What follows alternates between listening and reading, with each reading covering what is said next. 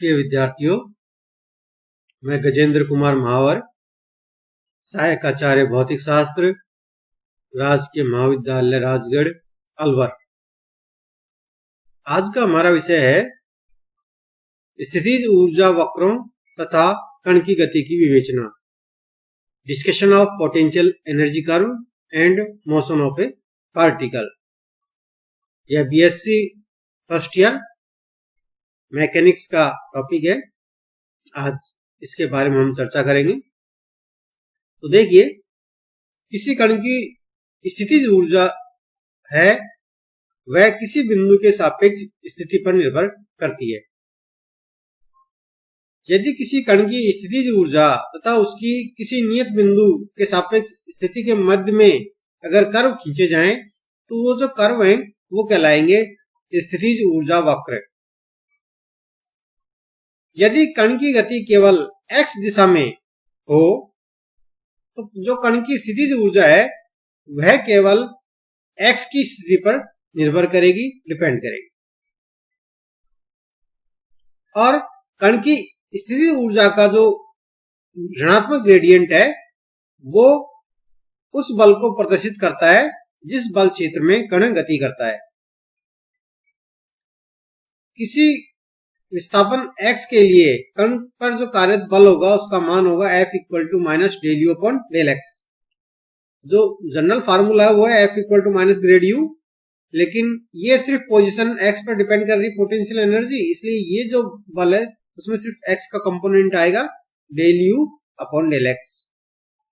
ठीक है, इसका तात्पर्य यह है कि स्थितिज ऊर्जा वक्र के किसी बिंदु पर खींची गई स्पर्श रेखा की जो प्रवणता है या ढाल है del u upon del x, उस बिंदु पर स्थित कण पर लगने वाले बल के परिमाण को व्यक्त करती है।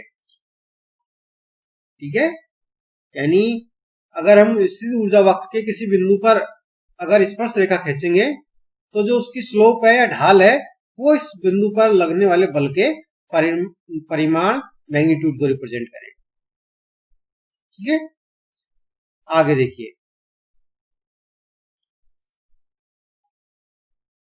ये जो कर्व है ये पोजीशन x है, इधर पोटेंशियल एनर्जी है, और इन दोनों के बीच में अगर कर्व ड्रॉ किए जाए इस प्रकार का कर्व हमें प्राप्त होगा। ठीक है, इसमें कुछ पोजीशन है, उसको बिंदु A, P, B, Q, R व S से रिप्रेजेंट किया है। यहां से ये जो E है वो उसकी टोटल एनर्जी है। ठीक है, इस प्रकार का स्थितिज ऊर्जा वक्र हमें प्राप्त होता है। अब हम इस स्थितिज ऊर्जा वक्र के बारे में हम चर्चा करेंगे। तो देखिए, चित्र में वक्र के भाग, कौन से भाग, PQ तथा RS पर ढाल del u upon del x का मान धनात्मक होता है, क्योंकि U का मान x के बढ़ने पर बढ़ता है। यहां देखिए, PQ और RS यहां की जब बात कर रहे हैं तो इसका मान क्या है, U का मान, x का मान बढ़ रहा है तो U का मान भी बढ़ रहा है, इसलिए यहां पर जो स्लोप है वो धनात्मक होगा। अतः बल F का मान जो है वो ऋणात्मक होगा, क्योंकि F इक्वल टू क्या होगा, minus del u upon del x. अर्थात कण पर ऋणात्मक x दिशा में बल कार्य करता है। कौन सी डायरेक्शन में कार्य करेगा, ऋणात्मक x डायरेक्शन में। यहाँ पर देखिए डायग्राम में, ये जो PQ है, अगर यहाँ पर कोई पार्टिकल है तो वो इस डायरेक्शन में मूव करेगा, क्योंकि इधर यानी ऋणात्मक x डायरेक्शन में। ठीक है, अब देखिए, इसी प्रकार वक्र AP तथा QR पर ढाल del u upon del x का मान ऋणात्मक होगा, क्योंकि U का मान x के बढ़ने पर घटता है। अतः बल F क्या होगा, धनात्मक होगा। अर्थात बल कण पर धनात्मक x दिशा में कार्य करेगा। यहां देखिए AP और QR वक्र, AP और QR वक्र पर देखिए। ठीक है, स्लोप जो है ऋणात्मक होगा, क्योंकि यहां पर x का मान बढ़ रहा है और पोटेंशियल एनर्जी का मान जो है कम हो रहा है। तो बल धनात्मक दिशा में लगेगा, इधर पार्टिकल अगर यहां पर स्थित है तो पार्टिकल इधर मूव करेगा, पॉजिटिव एक्स डायरेक्शन की। ठीक है, आगे देखिए। अतः स्पष्ट है कि किसी भी स्थिति में कण पर कार्य करने वाला बल जो है कण को न्यूनतम स्थिति ऊर्जा क्षेत्र में लाने का प्रयत्न करता है।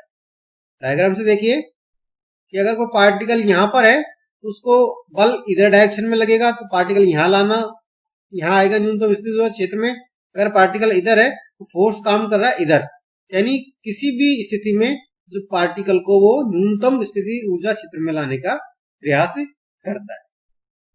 ठीक है, आगे देखिए। अब कण के स्थिति ऊर्जा वक्र से कण की निम्न अवस्थाओं को समझ सकते हैं। पहली है संतुलन की अवस्थाएं, स्टेट्स ऑफ इक्विलिब्रियम। तो देखिए चित्र में पी क्यू आर एस बिंदुओं पर स्थिति ऊर्जा का जो मान है वो या तो न्यूनतम है या फिर अधिकतम होता है, तथा इन बिंदुओं पर स्थिति ऊर्जा वक्र की प्रवणता या ढाल del u upon del x का मान 0 होता है, जिससे इन पर कोई बल कार्य नहीं करता है। अतः ये स्थितियां संतुलन अवस्थाएं कहलाती हैं। डायग्राम से देखिए, P, ये Q, ये R, ये S, इन दोनों पर तो अधिकतम है और इन दोनों पर क्या होगी, न्यूनतम होगी। तो ये संतुलन की अवस्थाएं जो है कहलाती हैं। आगे देखिए, इन पर जो प्रवणता है ढाल का मान, अगर यहाँ पर स्लोप स्पर्श रेखा ड्रॉ करेंगे तो सीधी रेखा आएगी और उसका ढाल कितना होगा, 0 होगा। इसी प्रकार यहाँ पर इस पर और इस बिंदु पर अगर हम स्पर्श रेखा खींचेंगे तो ढाल का मान 0 आएगा। ठीक है, यानी फोर्स भी क्या हो जाएगा, 0। आगे देखिए, स्थायी संतुलन अवस्थाएं, स्टेबल इक्विलिब्रियम स्टेट्स। चित्र में बिंदु P व R न्यूनतम स्थिति ऊर्जा की स्थितियों को दर्शाती हैं। यदि इन बिंदुओं पर कण स्थिर अवस्था में है तो वो स्थिर अवस्था में ही रहेगा। यदि इन बिंदुओं पर स्थित कण को थोड़ी सी ऊर्जा देकर विस्थापित किया जाए तो उन पर एक ऐसा बल कार्य करेगा जो पुनः संतुलन अवस्था में लाने का प्रयत्न करेगा। अतः बिंदुओं P व R आदि को स्थायी संतुलन की अवस्थाएं कहते हैं। देखिए डायग्राम में P और R ये स्थायी संतुलन की अवस्थाएं हैं। ठीक है, क्योंकि अगर पार्टिकल यहां पर स्थित है तो वो स्थिर ही रहेगा। अगर मैं इसको थोड़ा सा विस्थापित करके इधर कर दूं, पार्टिकल को यहां पर ले आऊं, तो यहां पर लेने के मतलब है कि इस पर अब फोर्स जो है किधर कार्य करेगा, इधर। अगर यहां पर पार्टिकल को विस्थापित कर दूं तो फोर्स कार्य करेगा इधर, यानी पार्टिकल यहां कहीं भी हो तो इस प्रकार बल कार्य करेगा कि वो इसको न्यूनतम ऊर्जा क्षेत्र में लाने का प्रयत्न करेगा। ठीक है, इसलिए ये जो अवस्था है P व R वो कहलाती है स्थायी संतुलन की अवस्थाएं। आगे देखिए, अस्थायी संतुलन अवस्थाएं, अनस्टेबल इक्विलिब्रियम स्टेट्स। इसमें क्या होता है, चित्र में बिंदु Q व S अधिकतम स्थिति ऊर्जा की स्थितियों को व्यक्त करती है। इन बिंदुओं पर यदि कण स्थिर अवस्था में है तो वो स्थिर अवस्था में ही रहेगा। यदि इन बिंदुओं पर स्थित कण को थोड़ी सी ऊर्जा देकर विस्थापित कर दिया जाए तो कण पर एक ऐसा बल कार्य करेगा जो कण को Q तथा S बिंदु से दूर ले जाने का प्रयत्न करेगा। इसलिए बिंदु Q व S आदि को हम अस्थायी संतुलन अवस्थाएं कहते हैं। देखिए डायग्राम, ये Q स्थिति है और ये S है। यहां पर अगर पार्टिकल स्थिर है तो स्थिर ही रहेगा। अगर मैं इसको थोड़ा सा विस्थापित कर दूं, थोड़ा सा विस्थापित करते पार्टिकल इधर आ जाएगा। जैसे पार्टिकल इधर आएगा तो उस पर एक फोर्स कार्य करेगा इधर। यहां पर अगर पार्टिकल स्थित हो S बिंदु पर तो थोड़ा सा विस्थापित करेंगे तो पार्टिकल यहां आ जाएगा। तो यहां आने का मतलब है कि इस पर फोर्स अब इधर कार्य करेगा। उसके कारण क्या होगा, ये अपनी पोजीशन से दूर होता जाएगा, पार्टिकल Q से दूर जाएगा, इधर यहाँ पर होगा तो यहाँ पर S से दूर चला जाएगा अगर पार्टिकल को हम थोड़ा सा विस्थापित कर दें। जबकि P व R के केस में क्या होता है कि अगर थोड़ा पार्टिकल विस्थापित कर दे तो फोर्स जो है इस प्रकार कार्य करता है, इसको वापस न्यूनतम स्थिति ऊर्जा क्षेत्र में लाने का प्रयत्न करता है। यहाँ पर पोजीशन अलग है, यहाँ पर मैक्सिमम पोटेंशियल एनर्जी है, यहाँ करेंगे तो पार्टिकल इधर आ जाएगा न्यूनतम की ओर, यानी बिंदु Q से दूर आ जाएगा। ठीक है, तो ये Q व S तो अस्थायी संतुलन की अवस्था हो गई और P व R स्थायी संतुलन की अवस्था। ठीक है, आगे देखिए उदासीन संतुलन अवस्था है, न्यूट्रल इक्विलिब्रियम स्टेट्स। अब यदि कण ऐसे क्षेत्र में स्थित हो जहां पर स्थिति ऊर्जा U का मान नियत हो, ठीक है, अर्थात स्थिति ऊर्जा की जो प्रवणता है del U upon del X का मान 0 है, तो उस स्थिति में कण पर कोई बल कार्य नहीं करता है, अर्थात F इक्वल टू क्या हो जाएगा 0। अतः कण को एक बिंदु से दूसरे बिंदु तक विस्थापित करने पर भी नवीन स्थिति में भी वो पार्टिकल है संतुलित अवस्था में रहेगा। अतः नियत स्थिति ऊर्जा वाला क्षेत्र उदासीन संतुलन अवस्था कहलाता है। उदाहरणार्थ मेज पर रखी गेंद पर किसी भी स्थिति में संतुलन में रहती है।